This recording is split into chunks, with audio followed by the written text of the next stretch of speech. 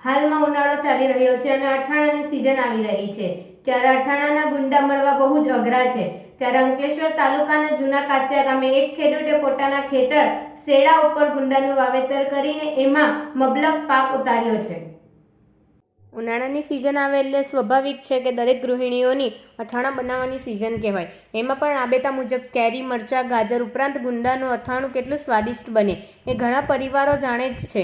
ગુંદા એક એવું ફળ છે જેને આપણે સૌ જાણીએ છીએ અને તેનું અથાણું પણ બનાવીએ છીએ। ત્યારે અંકલેશ્વર પંથકમાં ખેડૂતો ખેતરમાં પડતર જગ્યામાં હવે ગુંદાની ખેતી કરી રહ્યા છે। જૂના કાસિયા ગામે એક ખેડૂત 4 વર્ષ અગાઉ ખેતરના શેડા ઉપર ગુંદાના બીજનું વાવેતર કરી ચૂક્યા અને આજે એનું ફળ મેળવી રહ્યા છે।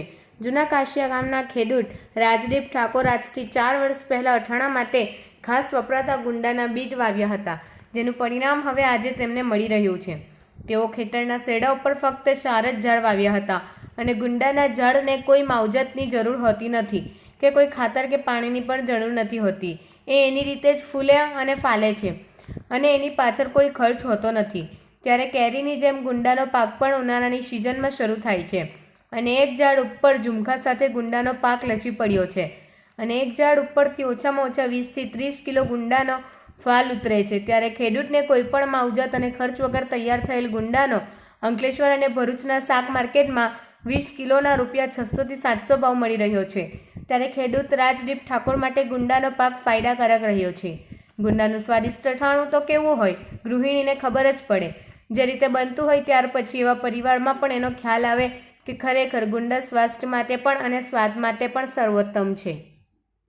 હું રાજદીપ ખેડૂત છું ને મેં મારા ખેતર પાસે ગુંદાના ઝાડ વાવ્યા હતા ને જે 4 થી 5 વર્ષમાં મોટા થઈ જાય છે ને એની અંદર એના ફળ જે આવે છે એ ઝુમખે ને ઝુમખે આવે છે।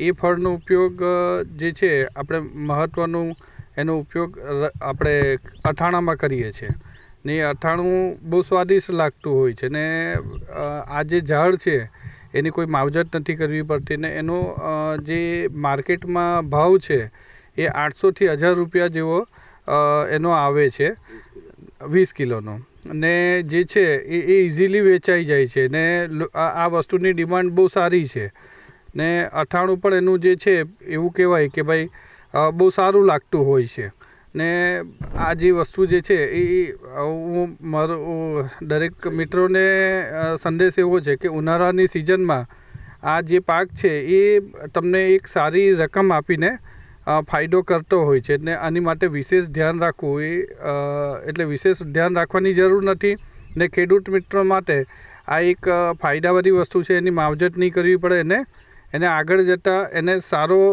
ઇન્કમ પણ ઊભી થતી હોય છે। Thank you.